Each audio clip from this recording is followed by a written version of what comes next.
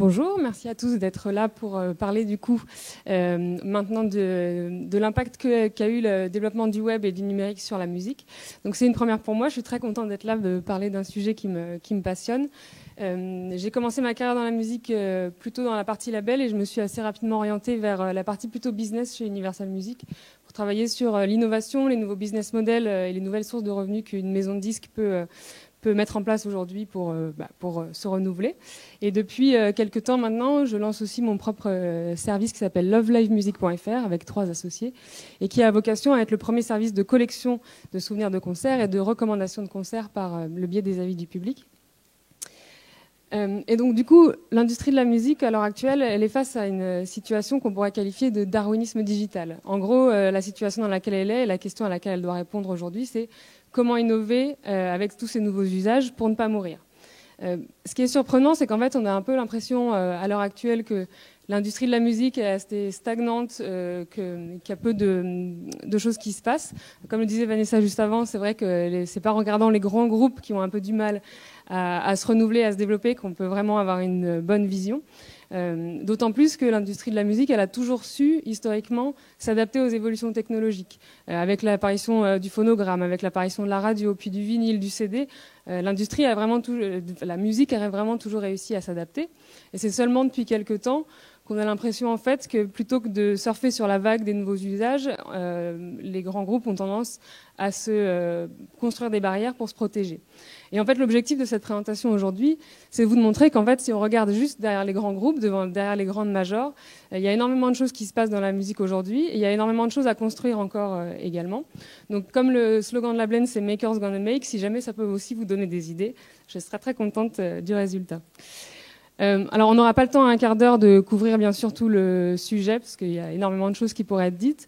Du coup, ce que je vous propose, c'est en fait de partir des 2 acteurs principaux, selon moi, de l'industrie de la musique, qui sont d'un côté les artistes et puis de l'autre côté le public, et de voir en fait comment, grâce au digital et au numérique, ces acteurs-là peuvent maintenant entrer beaucoup plus facilement en contact ensemble, sans passer par forcément tous les process qui étaient ceux de l'industrie de la musique avant. Donc, en suivant ces étapes du processus simplifié, on va dire, du développement de la carrière d'un artiste. Donc déjà, imaginons que vous êtes un groupe, si vous voulez vous lancer dans la musique, faire carrière, il va falloir déjà commencer par créer votre projet artistique. Donc on pourrait imaginer que ça, c'est la dimension qui est quasiment la moins digitalisable, puisque c'est celle qui est vraiment de la création. Et en fait, ce dont on se rend compte, c'est qu'il y a déjà énormément d'outils qui permettent d'aider à la création artistique, à la fois des outils collaboratifs, par exemple, pour travailler sur des partitions en commun, des outils qui permettent aussi d'enregistrer chez soi et de masteriser le son avec une qualité qui est proche de celle des studios. Il y a aussi des services qui permettent, avec par exemple la première application de la blockchain à l'industrie de la musique, de trouver un nom qui n'est pas utilisé, de le protéger.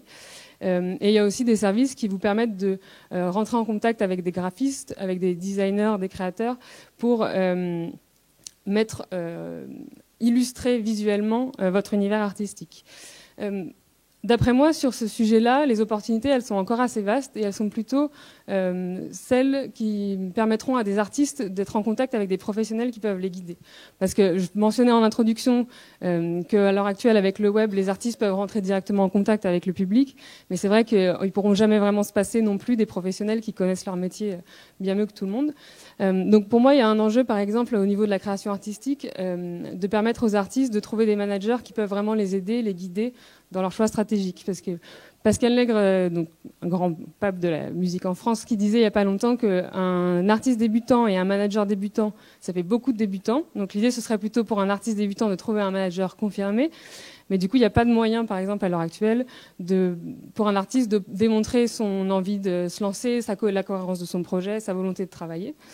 Et il y a aussi potentiellement un enjeu sur la direction artistique qui, habituellement, dans les maisons de disques, aide les artistes à choisir les titres à mettre dans un album, les arrangements à faire sur un morceau, et qui, pour le moment, n'est pas du tout accessible par les artistes en dehors des structures de maisons de disques. Alors, une fois que vous êtes motivé pour lancer votre projet artistique, la question qui se pose quasiment immédiatement, c'est comment le financer, comment vivre de sa musique avant même de l'avoir mise en ligne ou de l'avoir diffusée. à ce niveau-là, comme l'industrie de la musique n'est pas forcément l'industrie la plus attractive ni pour les financiers ni pour les banques, elle a dû assez vite trouver ses propres solutions. Donc c'est d'ailleurs l'industrie de la musique qui a été la première à utiliser des méthodes de crowdfunding. Alors c'est du coup qui se sont hyper développées maintenant avec des plateformes génériques comme Ulule ou KissKissBankBank. Mais il y a aussi énormément de plateformes qui permettent de financer uniquement la musique. Et des nouveaux modèles qui se développent aussi, comme Tipeee par exemple, qui est un service de My Major Company, qui permet aux utilisateurs, plutôt que de donner une grosse somme d'argent à un instant T, permettre de donner plus régulièrement des revenus à un artiste pour le soutenir sur le long terme dans sa création. Et l'autre enjeu du financement pour un artiste, c'est bien sûr la collecte des droits de sa musique, donc les droits d'auteur, les droits voisins, qui sont c'est un sujet qui est plutôt principalement traité par la SACEM en France, qui est une société de collecte de droits.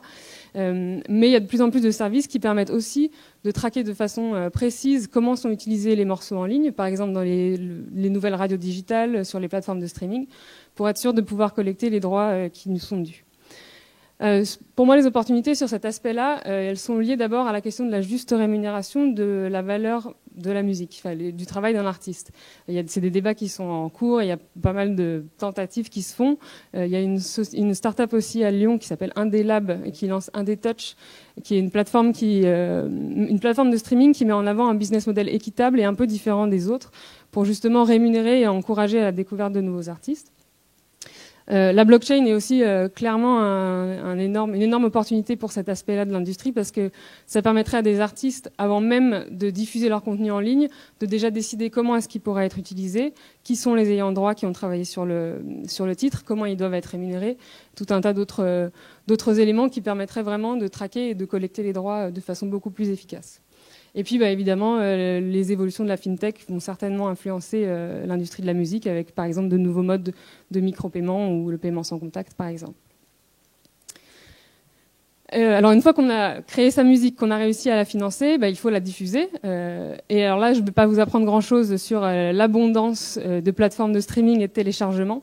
En fait, ce qui est intéressant, c'est qu'au niveau de la distribution digitale, on est quasiment tellement avancé qu'on voit apparaître des méta-outils pour les artistes qui permettent de gérer les outils qui ont déjà été développés avant. Par exemple, il y a des plateformes comme TuneCore qui a été lancée en France il n'y a pas longtemps, qui permettent à un artiste de diffuser sa musique par le biais d'une seule plateforme, plutôt que d'avoir à l'uploader sur Deezer, Spotify, etc.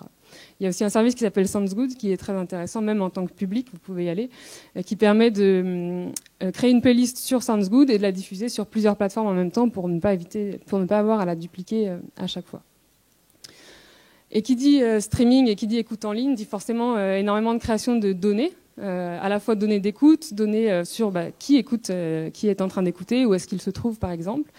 Donc il y a de plus en plus de services aussi qui se développent à ce niveau-là pour analyser les écoutes et essayer de créer dégager des tendances pour ensuite influencer la stratégie d'un artiste. C'est d'ailleurs, ces entreprises-là sont souvent rachetées par des services de streaming. Donc il y a vraiment un intérêt fort pour ce secteur-là. Et puis qui dit aussi outils accessibles par le plus grand nombre, dit du coup abondance de morceaux sur les plateformes de streaming, qui crée ce qu'on appelle l'effet long train, avec l'utilisateur qui, face à cette multitude de morceaux, a plutôt tendance à écouter des artistes qu'il connaît déjà, des morceaux qu'il connaît déjà, et du coup qui ne facilite pas forcément la découverte. Donc il y a des services qui se développent de plus en plus, à la fois pour aider le public à découvrir de nouveaux artistes, mais aussi les professionnels, avec le biais, par exemple, de Spin-Up, de les aider à découvrir les nouveaux talents de demain. Donc à ce niveau-là, pour moi, les nouveaux enjeux, c'est plutôt il y a déjà un enjeu sur les nouveaux formats. Avec le streaming, c'est le single qui est devenu roi, alors qu'avant c'était l'album. On a tendance à écouter un morceau plutôt qu'un album entier, maintenant quand on est sur Spotify par exemple. Ce qui permet aux artistes d'avoir une plus grande créativité finalement et de les obliger à avoir une plus grande créativité sur comment sortir leurs albums, comment créer vraiment un storytelling autour des albums avec des artistes qui lancent des applications mobiles par exemple comme Rihanna pour son dernier album, ou même encore Kanye West qui après avoir diffusé son contenu en ligne a continué à modifier les morceaux et en a fait vraiment un album qui évolue toujours. Il y a une question importante aussi qui est celle des algorithmes et de la responsabilité des algorithmes dans la découverte des artistes. Parce que l'enjeu, c'est est-ce qu'on incite les gens à découvrir des artistes qui ressemblent à ce qu'ils écoutent déjà, ou est-ce qu'on les incite plutôt à aller au-delà, est-ce qu'on essaie de créer une sérendipité, donc une découverte vraiment pure d'un morceau qu'on n'aurait vraiment jamais eu l'occasion d'écouter autrefois. Donc il y a vraiment une responsabilité aussi par rapport aux algorithmes et beaucoup de choses à explorer. Et puis bien sûr, ça c'est un peu né en même temps que le web, c'est bien sûr le piratage et toutes les écoutes illégales, où là encore la blockchain a un énorme potentiel à jouer. Donc une fois qu'on a lancé son morceau, qu'on l'a financé, il faut du coup essayer de se distinguer par rapport à tous les autres artistes en herbe qui ont eu accès aux mêmes outils que nous. Donc il y a bien sûr tous les réseaux sociaux qui permettent actuellement de se créer une page et d'entrer en contact avec ses fans. Mais il y a aussi des services qui se développent et qui permettent de créer des mini-sites web qui soient vraiment adaptés à la musique. Il y a aussi des services qui se développent qui permettent d'engager les fans autour de soi pour créer vraiment une communauté. Et puis, avec l'apparition d'Artistes 3.0, on voit aussi que les artistes ont tendance à être considérés plutôt comme un produit, dans le bon sens du terme. Et il y a du coup de plus en plus de campagnes, d'outils qui les aident à gérer leur campagne marketing.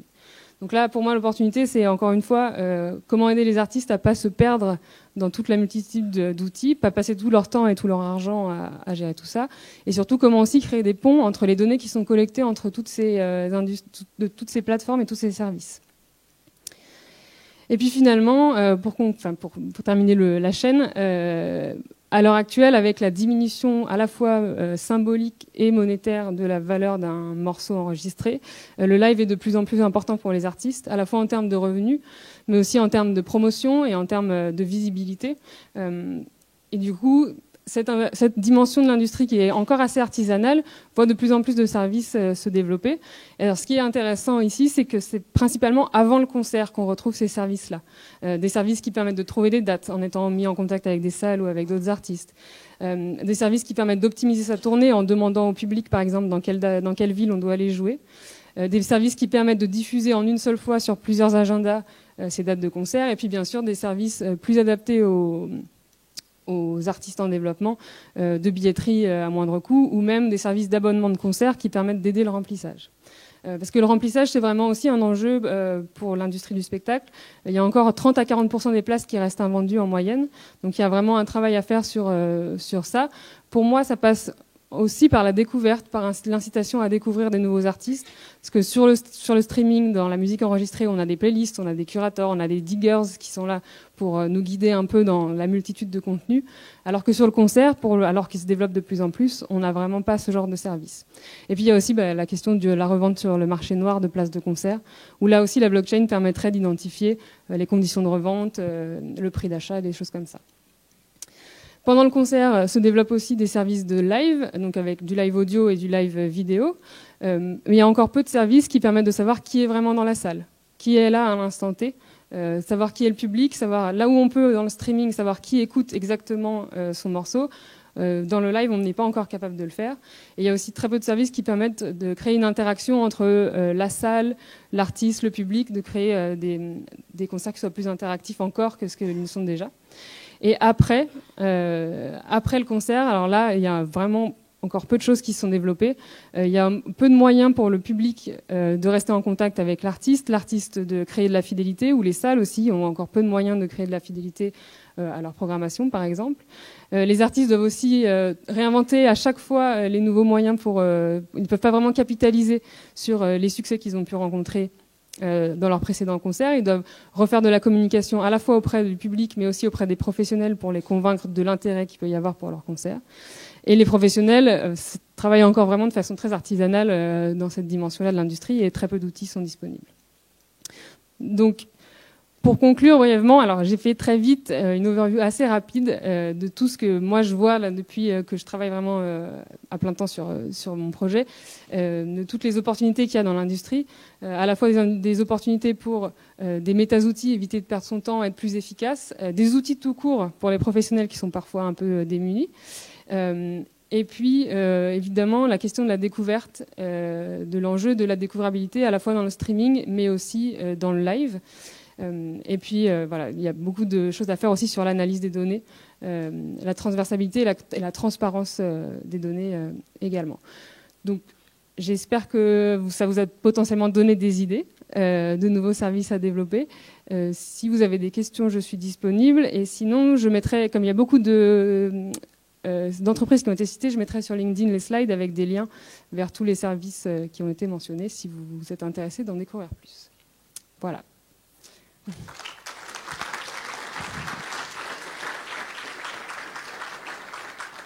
Je ne sais pas s'il y a des questions.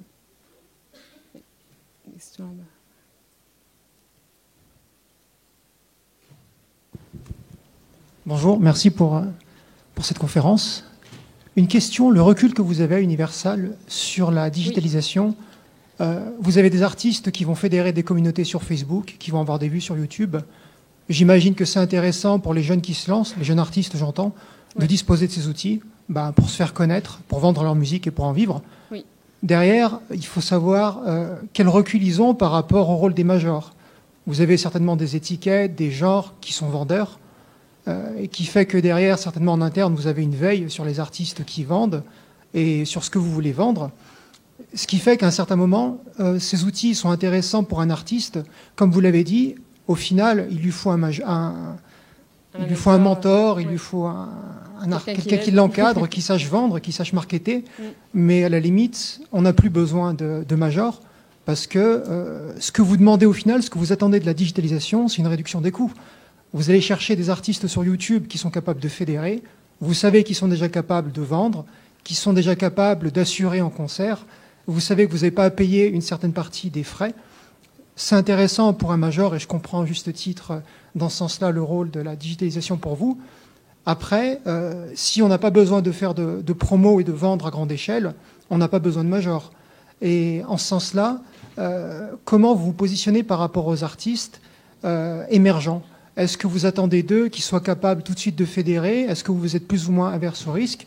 Ou au final, ce que vous dites, c'est écoutez, vous ne nous intéressez pas, vous avez vos propres outils, bonne chance, bon courage, mais nous, ce qu'on vend aujourd'hui à Universal, c'est du Kenji Girac, c'est ci, c'est ça. Oui, alors je travaille plus chez Universal, donc je ne cautionne pas forcément la grande maison de disques, surtout qu'effectivement, c'est plus difficile pour des maisons de disques aussi développées qu'Universal d'innover vraiment. Mais donc effectivement, il faudrait peut-être poser la question à une personne qui travaille dans direction artistique pour vous répondre exactement, mais c'est vrai que les maisons de disques, elles regardent de plus en plus ce qui se passe sur YouTube, elles regardent de plus en plus ce qui se passe sur les plateformes, et elles ont elles aussi besoin de se renouveler. Parce qu'effectivement, alors ça c'est sûr que Kenji Girac, ça marche, et il faut des Kenji Girac pour les maisons de disques pour qu'elles continuent à gagner de l'argent, parce qu'au final, le streaming diminue les revenus aux artistes, mais du coup, il diminue un peu aussi les revenus à la maison de disques, donc ils ont d'autres enjeux. La digitalisation en maison de disques, c'est vrai que c'est un sujet important pour à la fois sourcer de nouveaux artistes, essayer de diversifier aussi. Mais ce qu'il faut savoir, c'est qu'une maison de disques, c'est une multitude de labels. Chez Universal Music, il y a Def Jam, il y a Republic, il y a Polydor, Mercury. Chacun a aussi sa ligne éditoriale et chacun a sa façon de travailler. Tout le monde ne travaille pas forcément... tout le monde ne met pas l'accent forcément sur les mêmes artistes qui sont à différents... pas forcément au même moment de leur carrière non plus. Donc il faudrait plutôt discuter avec des personnes en direction artistique pour voir vraiment comment ça les aide à choisir. Mais ce qui est sûr, c'est qu'il y a de plus en plus... Spin-Up, par exemple, dont je parlais tout à l'heure, c'est une entreprise qui a été créée par Universal Music en Suède, parce que les Suédois sont hyper forts en innovation dans la musique, qui se veut multi-major, mais qui permet vraiment d'aider les directeurs artistiques qui sont là pour justement sourcer ces nouveaux artistes, essayer de trouver les nouveaux talents, pour les aider à justement profiter du digital pour identifier mieux ces utilisateurs-là, ces artistes-là. Donc il y a vraiment... Les maisons de disques, elles sont conscientes du fait qu'elles doivent faire changer leur modèle, mais qu'elles n'ont pas forcément la flexibilité de le faire, parce que Universal Music, ça appartient à Vivendi, donc ils ont d'autres problématiques encore derrière. Donc c'est vrai que c'est un équilibre qui n'est pas forcément évident en maison de disques, et c'est pour ça que d'ailleurs, la plupart de l'innovation se passe en dehors quasiment, même si les maisons de disques essayent de le faire. À la limite, on pourrait dire que Facebook et YouTube, c'est suffisant pour se faire connaître en tant que jeune artiste. Alors, disons que c'est des outils qui sont suffisants si on arrive à bien en tirer parti. Parce que pour par exemple, LEG qui a été découvert en 2015-2016, ça a hyper bien marché pour elle, mais pour toutes les LEG pour une LEG, il y a aussi tout un tas de gens qui font des covers sur YouTube et qui n'arrivent pas vraiment à percer. Donc, c'est là aussi où je mentionnais tout à l'heure le rôle d'un manager, le rôle d'avoir une personne qui soit quasiment un membre du groupe, et qui soit là pour vraiment aider à se développer. Parce que oui, il y a beaucoup d'outils, ça c'est certain. Et il y a énormément d'exemples. Salut c'est cool, La Femme, des artistes qui sont hyper connus à l'heure actuelle, qui ont quasiment tout fait tout seul, même Jacques, qui commence à être assez connu. Donc il y a énormément de choses qui peuvent se faire tout seul. La seule question, c'est comment ne pas se perdre non plus dans la multitude des choses. Donc les maisons de disques auront toujours, et puis ils ont une force de frappe financière aussi, et de visibilité, qui est hyper intéressante pour un artiste. Donc en fait, le digital rebat un peu les cartes du partage de la valeur, du partage des intérêts entre est-ce que je veux être indépendant mais en même temps avoir beaucoup de visibilité. Enfin, il y a beaucoup d'enjeux par rapport à ça. Merci. Ouais. Mais je suis disponible après s'il y a d'autres questions de toute façon. Merci beaucoup.